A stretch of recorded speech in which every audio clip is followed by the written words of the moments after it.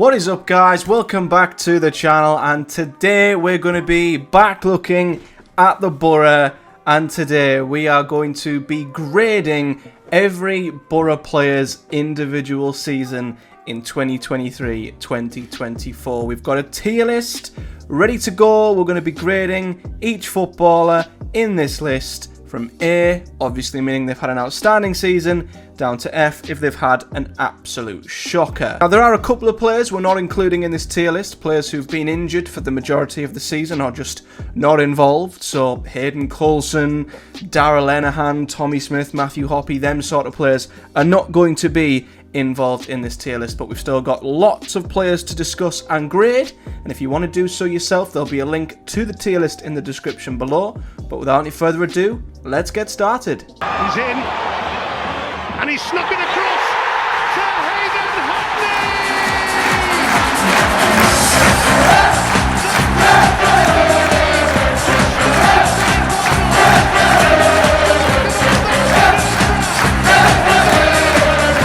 So starting off, we've got Anfernee Dijksteel, and I hate to start on a bit of a downer, but Dijksteel hasn't had a great season. He clearly hasn't been in Michael Carrick's plans, and every time he's been given an opportunity, he's failed to capitalise. In fact, he's arguably only made his task of getting into this Boro team more difficult every time he has stepped onto the pitch. It's obviously not his entire fault that Carrick just doesn't foresee him in Boro's future, and I do think he'll definitely be off in the summer. But it is the natural end of a life cycle of a footballer, I feel, and it's a shame that Dijksteel's final run in the Boro team hasn't been a particularly good one. So unfortunately for him, loved him at Boro, he's had some really good times, but I'm going to put him in E. It's not quite been the end. You know, the final game that he played at the Riverside against Leeds is not a great way to go out. So unfortunately for Dijksteel, yeah, not a great final season. He gets an E. Next up, we've got Gilbert. Now, I did put Gilbert in there because he's not played that much compared to some of the players on this list, but his impact has been absolutely phenomenal. He's played only 226 minutes of Championship football this season across his 12 appearances, and he's averaging a goal contribution every 56 minutes. So although I'm not going to get too carried away, I'm not going to get too excited with Gilbert, from what we've seen so far, he's taken his chances and he's been very, very good. So I'm going to put him in the B category just because I feel like we've got a real player here and I'm very excited to see how he develops. Next up, we've got McGree. I can only put players like McGree in the C category. Now, he is a game changer for us, and he did have a spell where he was one of Boro's best players. He is probably Boro's best player when he's fully fit, but he's been handicapped with injuries this season, which will be a recurring theme on this list, trust me on that. But when Boro had that resurgence at the start of the season, after that terrible start, and we went on and won 6 on the bounce, McGree was integral to that.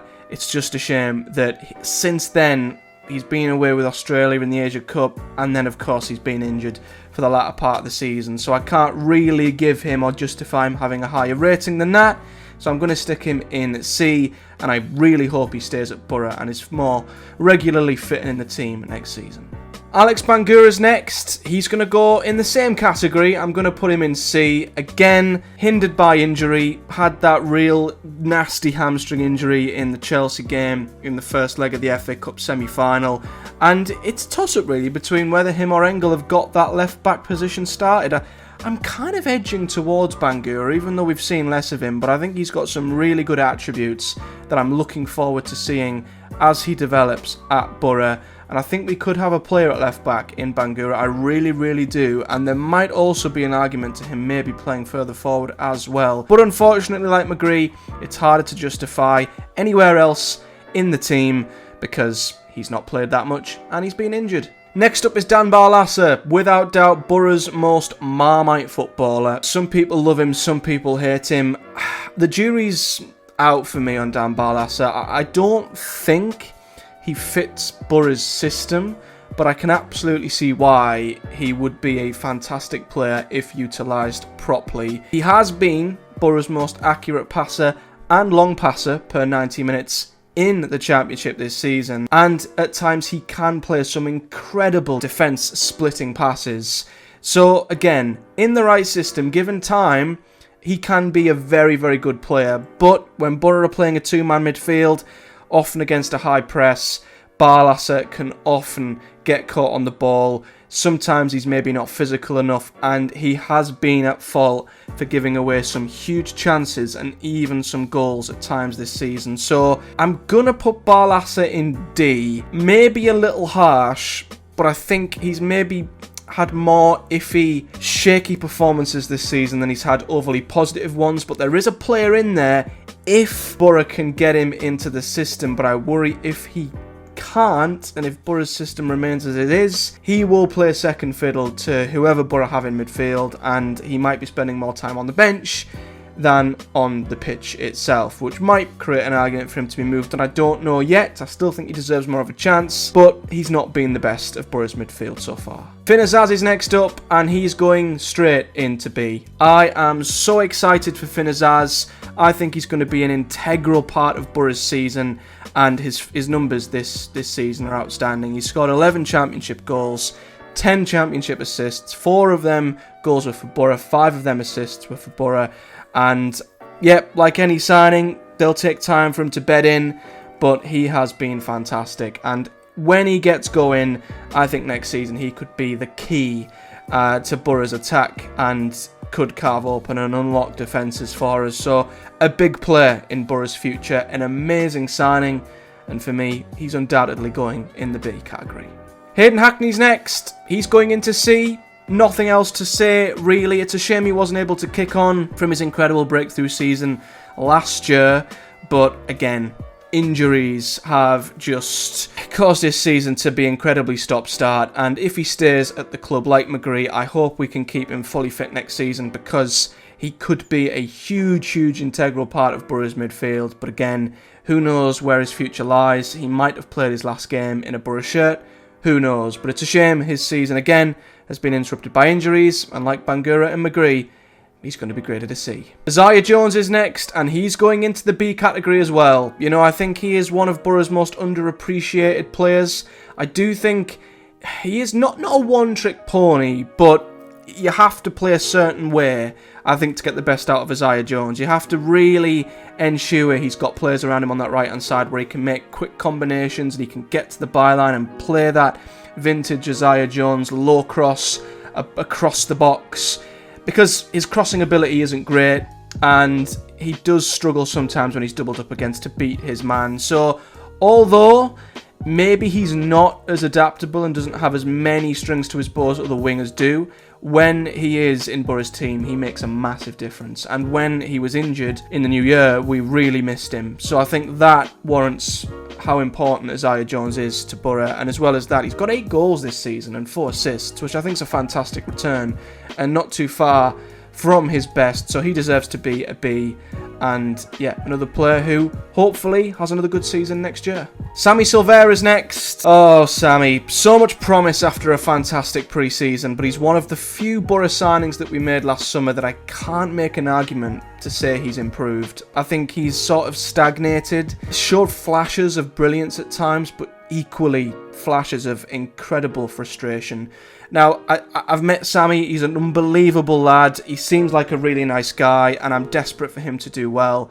Whether that's on loan, whether that's at Boro next season, I pray to God he does well, because I believe there is a player in there. But he still hasn't quite got going in a Boro shirt, and I do believe next season could be the defining season on where he stays or goes from Boro after next season. It could be a huge season for him. So I'm going to put him in D. I thought E, but there have been flashes from Sammy Silvera, but we need to see more. And I just hope for his sake and his Boro career he can find his feet next season, because if he doesn't, I fear his Boro career might be a short one. Lukas Engel is next, and Engel's a difficult one because it's hard to not judge him without comparing him to Ryan Giles, because essentially he was the replacement for Ryan Giles. But he's only got 4 assists in 28 appearances, and that isn't the best return. And I think there have been plenty of times this season where Engel's looked a little bit shaky at left back, but at the same time, there's been flashes of him looking pretty effective too. So I'm just going to put him in the middle. I'm going to give Engel a C. I think maybe to start with, he really struggled and then he grew into his Boro career and then had an inconsistent end and obviously struggled with what we believe was a long-term injury he was carrying, which might be a valid excuse for his form maybe not being as strong. So I don't think I can judge him too much either way, so I'll stick him in the middle and give him a C. Next, we've got Emmanuel at Lath, Mr. Inevitable, and he is the first player who I'm giving an A. Now, this would not have been the case 2 months ago, but Emmanuel at Lath has caught fire and has been the most informed striker in the Championship in the last couple of months. His turnaround and his development has been an absolute joy to watch. He's Boro's top goal scorer with 18 goals in all competitions, and he's got 11 in his last 12. And I've said this in my Project Boro series, I think we're beyond a streak with Lath now. I'm seeing him score so many different types of goals. I'm seeing him improve in every area of his game, and he's went from being a striker in January who we were sat there going, well, he's alright, but we definitely need someone better to guarantee that 20 goal a season striker, to now us completely scrapping that conversation and saying, well, he could do with some help, but we've got a 20 goal a season striker, and if Manu hadn't been injured, he would have surpassed 20 goals, which is incredible for a debut season.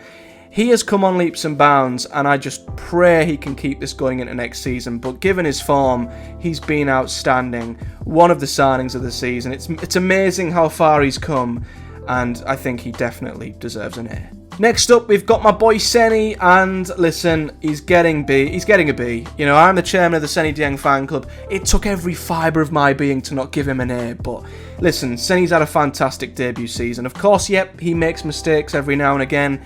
Goalkeepers will do that, especially when they play out from the back like Boro do in their system, but I think overall Seny has been a fantastic signing. A lot of question marks on whether we could replace Zach Stefan from last season, and of all the loan players that we lost, not all of them have been replaced with equal quality, but I think you could argue Lath has stepped up to the goal scoring plate that we've missed out on. Giles, maybe we've not replaced him, maybe the same with Ramsey, but I think in terms of the goalkeeping department, Seny Dieng has been just as good, if not better, than Zach Stefan. I think he's a very good shot stopper as well.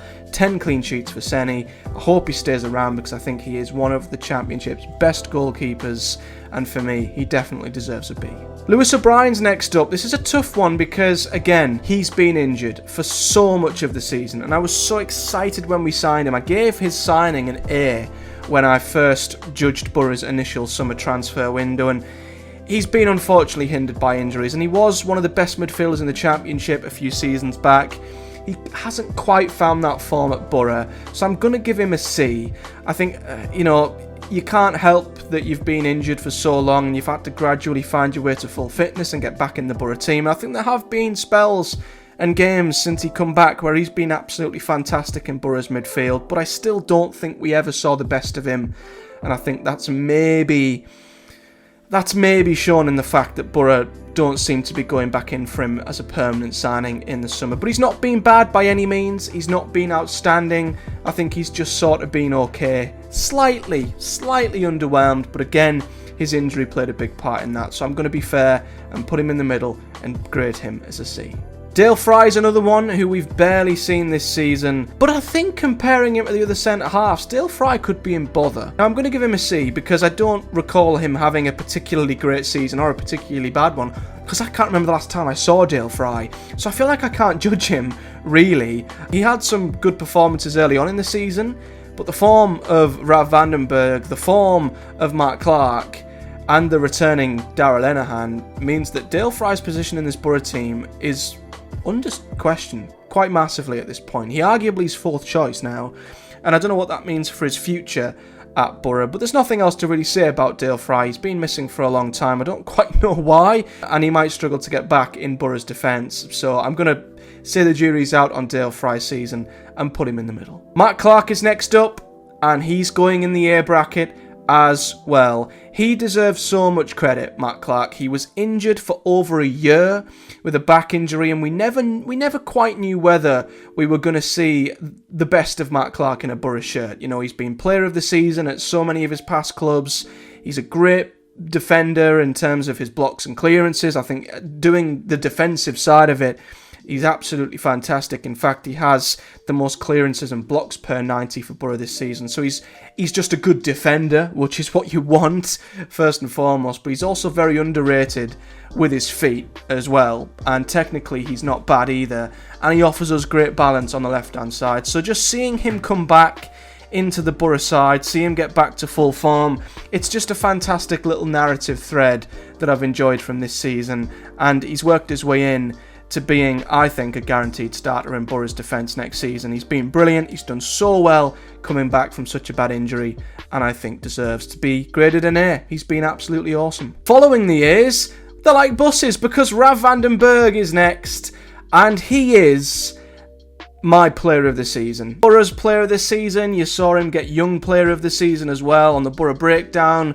when we reviewed Boro's season, and I'll give that podcast a shout out because I've not actually done a season review on this channel yet, but we sat and discussed Boro's season for well over an hour and a half. So if you want to check out my views and the views of my good buddies over there on the Boro Breakdown podcast, do go and check that one out. But we also gave Rav our player of the year. He is a superstar. He's 19 years old.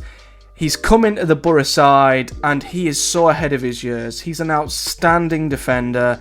He reads the game so well, and he's one of the very few Boro players, maybe the only one, who I could see going to the very, very top. He will be an elite defender at the highest level, and we need to relish him while he's here because Boro will make a fortune from this kid.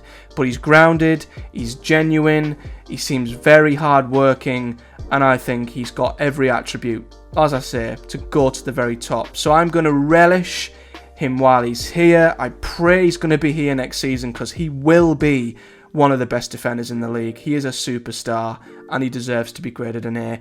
Absolutely. He could even be an A+ in a league of his own. He's that good. Marcus Forss is next. He's going in the C. You guys know the score right now. Had a flurry of fantastic performances when he come back from his injury, and he reminded us what a great finisher he is, but then got injured again. And that's the problem with Marcus Forss. He can't stay fit.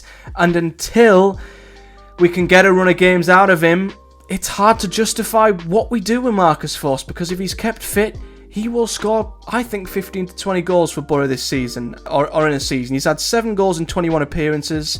He's projected to get around 15 goals, up to maybe 20 if he'd played every game this season. So we've got a good striker there.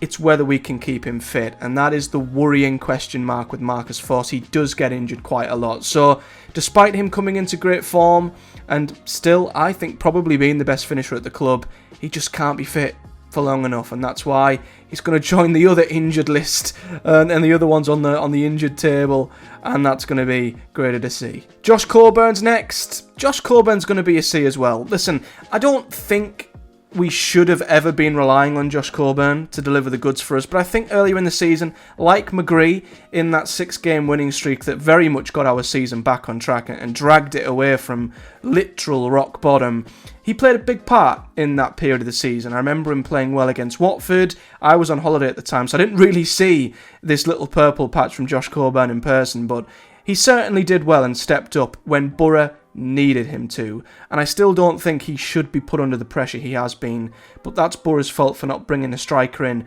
when we should have in the summer. Luckily, Latte more than took the mantle for that now, so maybe that'll allow Josh Coburn to move out on loan next season. He should have been on loan this season at Plymouth, but Boro ended up stopping that. So whether he's here next season, whether he's out on loan, I think a loan would benefit him for another season. But there is a good striker in Josh Coburn. I just don't think he should have been thrust into Boro's main striking position as early as he was this season. But he did well enough for us, and I think that's commendable, and that's why I'll give him a C. Sam Greenwood.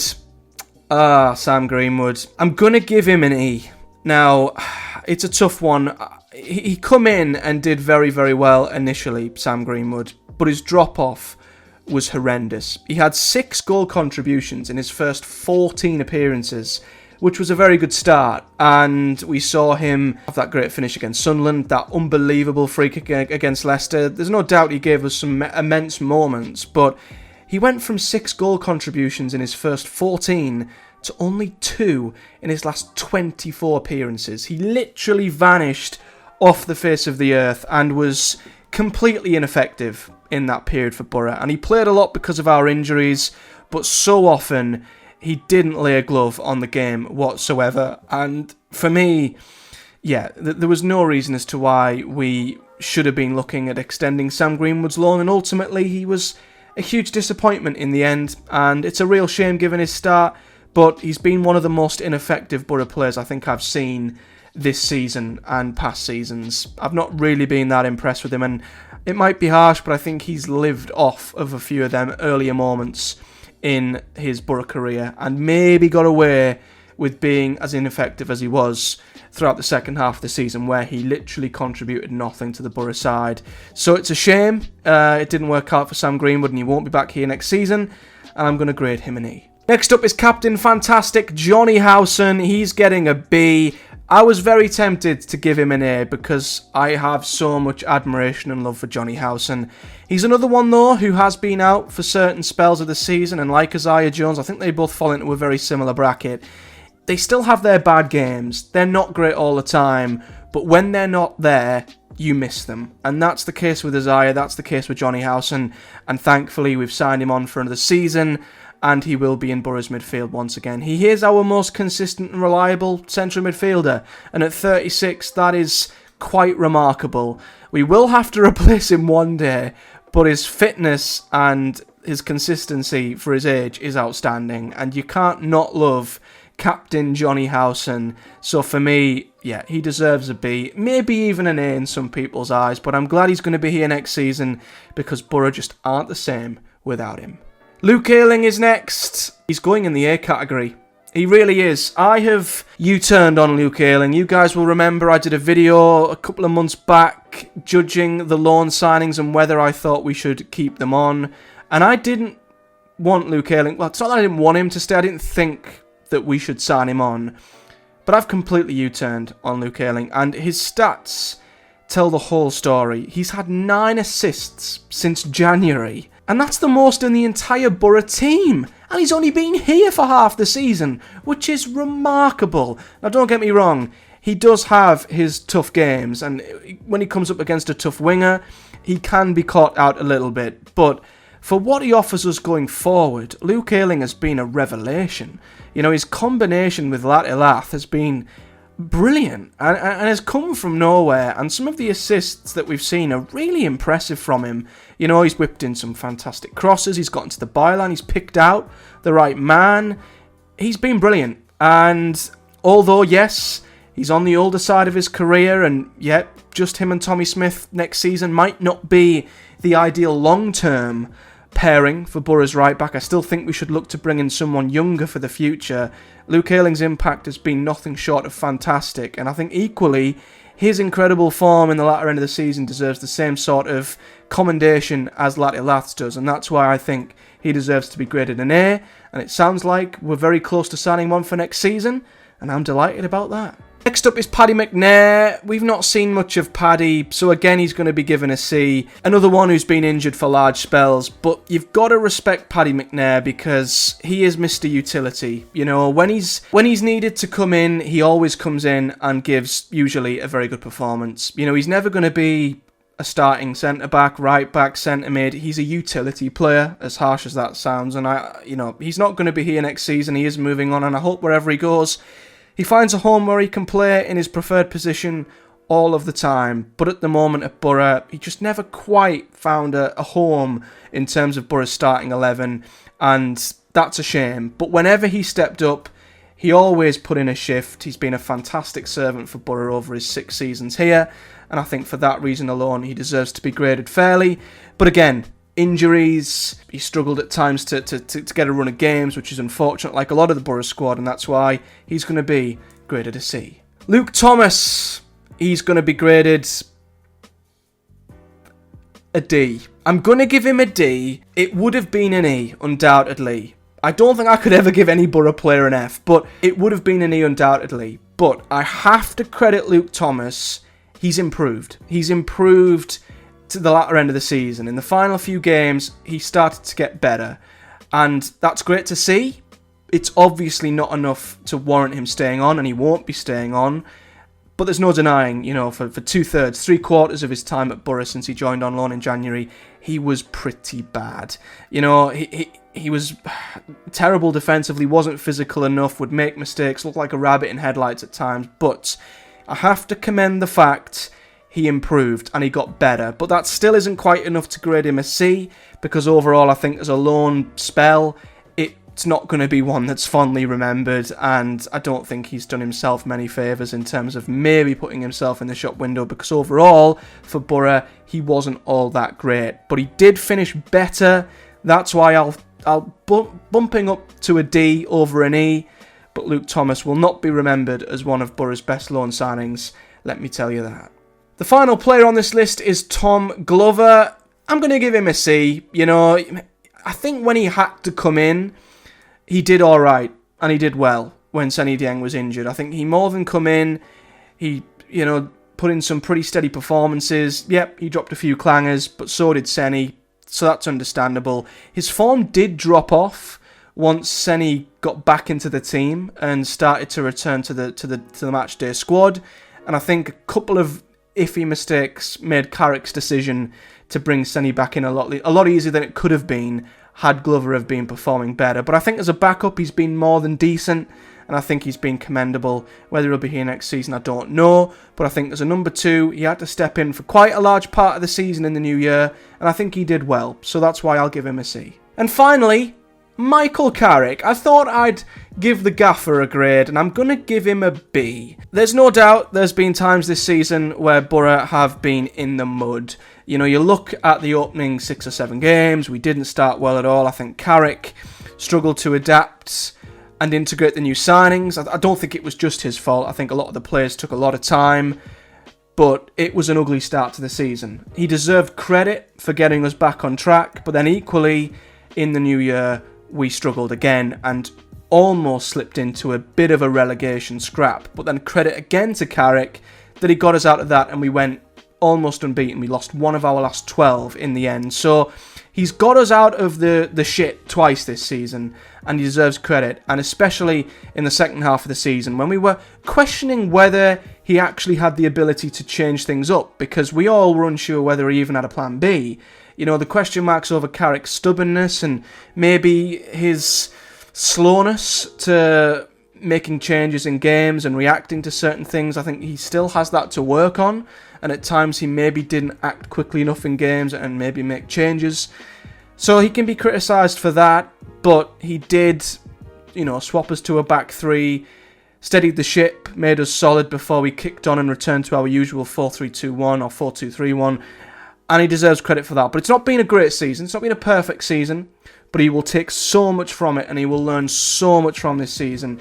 It's untrue, and it will only make him a better coach going forward, and hopefully Boro a better team. So yeah, rough times for Carrick. He's had to come through so much, but given the injuries and the fact that he's pretty much not had a strongest 11 to pick from all season, get us from only 4 points off the playoffs is pretty darn commendable for him. So he definitely deserves credit. I still think he is more than the right man, and I do think he will get Boro back to the promised land if we can keep him over the next few seasons. So I thought I'd drop the gaffer in there, and I'd give him a B. So that's it, guys. That's my grading of the current Boro team. Of course, not every player is in there. There were a few I left out because they've not really done enough this season to warrant a grade. But do let me know your thoughts in the comment section below. And like I say, this very tier list is in the description below if you want to give it a go. And then, once you give it a go, you can let me know what you graded and who you graded where in the comment section below. But until next time, as always, guys, hit the video with a like, subscribe for more football and Boro content over the summer. And until next time, guys, do take care, and I'll see you all in the next one.